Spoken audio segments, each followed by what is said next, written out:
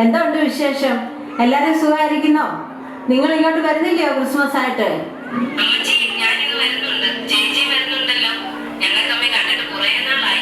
ആ, സന്തോഷമായി മക്കളെ, നിങ്ങളെ കാണാൻ കൊതിയായി. എന്റെ ദൈവമേ, എന്റെ മക്കൾ രണ്ടുപേരും ഒരുമിച്ച് വരുന്നു. എടി അനക്കൊച്ചേ, ഇങ്ങോട്ട് വന്നടി.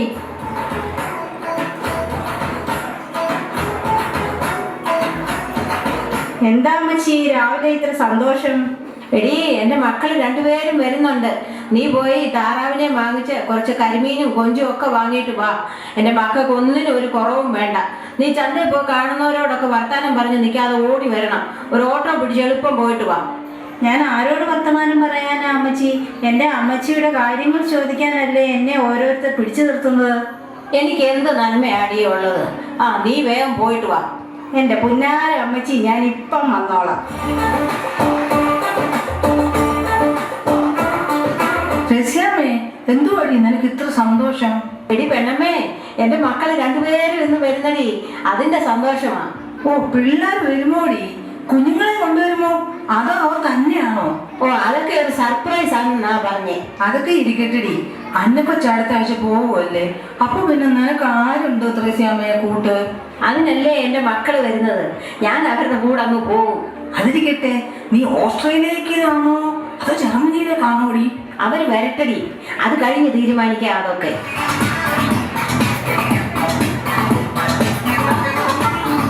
ആഹാ, നീ ഇത്ര പെട്ടെന്ന് വന്നോ?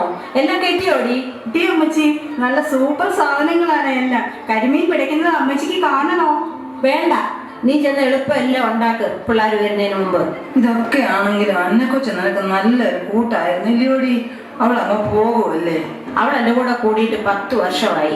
അവൾക്കും വേണ്ട ഒരു ജീവിതം. അതിനിടയിൽ ഞാൻ തന്നെ ഒരു പയ്യനെ കണ്ടുപിടിച്ച് ഞാൻ തന്നെ അവളെ വിവാഹം നടത്തി കൊടുത്തത്. 2-3 ദിവസം കഴിഞ്ഞാൽ അവൻ അവളെ കൂട്ടിക്കൊണ്ട് പോകാൻ വരും. അവളും എനിക്ക് എൻ്റെ മകളെ പോലെ തന്നെ അടി.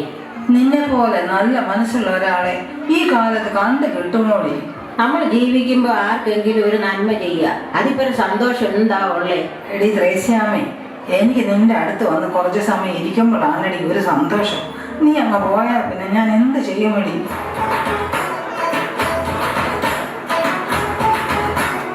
എന്നാൽ ഇത് കുടിച്ചിട്ട് രണ്ടുപേരും കൂടി പരദൂഷണം പറ. നീ എന്താ പറഞ്ഞേ? ഞങ്ങൾ പരദൂഷണം പറയുന്നെന്നോ?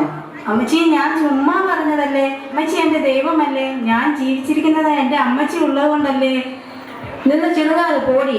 ആ താറാവ് മപ്പാസ് റെഡിയായോ? മിനിമോക്ക് താറാവ് മപ്പാസ് വലിയ ഇഷ്ടമാണ്. അയ്യോ എൻ്റെ പൊന്നു ടീച്ചറമ്മേ, എല്ലാം റെഡിയാണേ. എന്നാ ഞാൻ പോകട്ടെടി. ഇനി എത്ര ദിവസം അന്നക്കൊച്ചിൻ്റെ ചായ കുടിക്കാനാ? എൻ്റെ പ്രിയപ്പെട്ടവളുടെ അടുത്ത് എത്ര നേരം വന്ന് ഇരിക്കാനാ?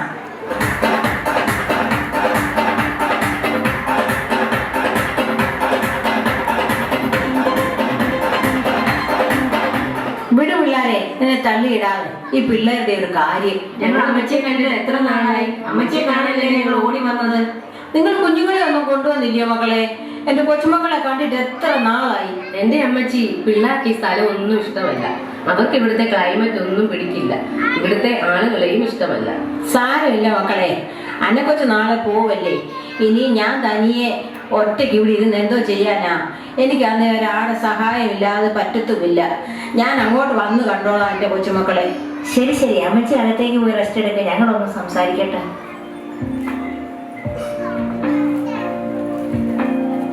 എടി, അമ്മച്ചിയെ ഞാൻ മനഃപൂർവ്വം പറഞ്ഞു വിട്ടതാ. നിനക്ക് അമ്മച്ചിയെ കൂടെ കൊണ്ടുപോകാൻ പറ്റുമോ? എനിക്ക് പറ്റില്ല. അവിടെ ഞങ്ങൾക്ക് ഞങ്ങളുടേതായ ഒരു ലൈഫ് സ്റ്റൈലുണ്ട്, അത് അമ്മച്ചിക്ക് പറ്റില്ല. ചേച്ചി എന്തുവാ ഈ പറയുന്നത്? നമ്മൾ അവിടെ വെച്ച് ഫോണിൽ പറഞ്ഞതല്ലേ അമ്മച്ചിയെ നോക്കാനും ചുമക്കാനും ഒന്നും എനിക്ക് പറ്റില്ല. എന്നാൽ പിന്നെ നമുക്ക് നാളെ തന്നെ നമ്മൾ പ്ലാൻ ചെയ്തതുപോലെ അമ്മച്ചി അവിടെ ആക്കാം. നമ്മൾ എന്തു പറഞ്ഞു കൊണ്ടുപോകും ചേച്ചി? അമ്മച്ചി വരുമോ? നമ്മൾക്ക് ടൂർ പോവുകയാണെന്ന് പറഞ്ഞ് കൂട്ടിക്കൊണ്ട് പോകാം. എന്നാൽ ഓക്കെ, എല്ലാം നാളെ തന്നെ ചെയ്യണം. എന്നിട്ട് നമ്മൾക്ക് ഒന്ന് കറങ്ങാൻ പോകണം. ക്രിസ്മസ് ന്യൂ ഇയർ ഒക്കെ ഒന്ന് അടിച്ചു പൊളിച്ച് നമുക്ക് തിരികെ പോകാം. ചേച്ചി എന്തായാലും അമ്മച്ചി വരുന്നു. വാ മക്കളെ, നമുക്ക് വല്ലതും കഴിക്കാം. നിങ്ങൾ വന്നിട്ട് കുറേ നേരമായില്ലേ, വിശക്കുന്നില്ലയോ? അമ്മച്ചി, ഞങ്ങൾ വരിക. അതിന് മുമ്പേ ഒരു കാര്യം, അന്നെക്കൊച്ചെ നീ ഇന്ന് തന്നെ പോയിക്കോ. ഞങ്ങൾ നാളെ അമ്മച്ചിയെ കൂടെ ടൂറിന് പോവുക. അമ്മച്ചി, ഈ ചേച്ചി പറയുന്നത് കേട്ടോ. ഞാൻ എൻ്റെ അമ്മച്ചിയുടെ കൂടെ ഇന്നുകൂടിയേ ഉള്ളൂ. നാളെ എൻ്റെ ഇച്ചായൻ എന്നെ കൂട്ടിക്കൊണ്ട് പോകാൻ വരും. ഞാൻ നാളെ പൊക്കോളാം. അമ്മച്ചി ഒന്ന് പറ അമ്മച്ചി. ആ, അത് മതി കൊച്ചേ, നീ വിഷമിക്കാതെ. ഞങ്ങൾ ഇറങ്ങുമ്പോൾ നീയും അങ്ങ് ഇറങ്ങിക്കോ. എന്നാ വാ, വല്ലതും കഴിക്കാം.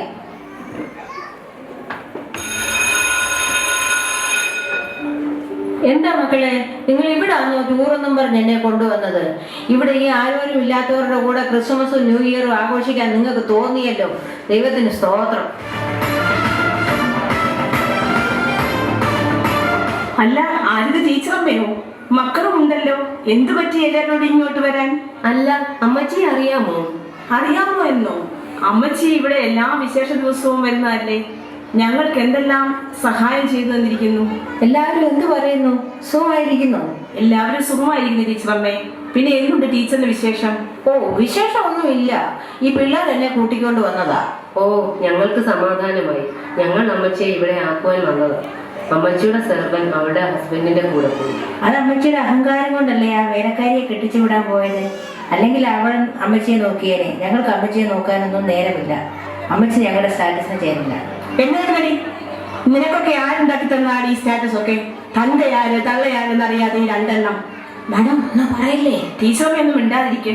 ഇവന്മാരെ അങ്ങനെ അങ്ങ് വിട്ടാൽ പറ്റില്ലല്ലോ. നിങ്ങൾക്കത് വട്ടുണ്ടോ? മര്യാദയ്ക്ക് സംസാരിക്കണം. ഞങ്ങൾ തന്തയും തള്ള ഇല്ലാത്തവരൊന്നുമല്ല. ഈ നിൽക്കുന്നത് ഞങ്ങളുടെ അമ്മ. പപ്പയെ ഞങ്ങൾ കണ്ടിട്ടില്ല, മരിച്ചു എന്നാണ് അമ്മച്ചി പറയുന്നത്. എന്നാൽ രണ്ടും കേട്ടോ. ഈ നിൽക്കുന്നത് നിങ്ങളുടെ അമ്മയുമല്ല. ഈ ടീച്ചർ കല്യാണം കഴിച്ചിട്ടുമില്ല.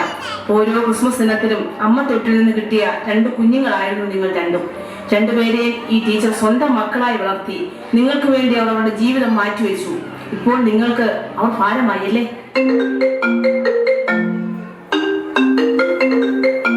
ഹലോ അനകൊച്ചേ, എന്തു വഴി?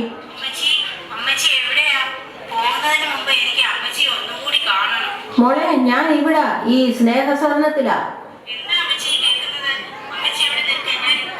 അമ്മച്ചി ഇത്രയും നാളായിട്ട് ഞങ്ങളിതൊന്നും അറിഞ്ഞില്ലല്ലോ.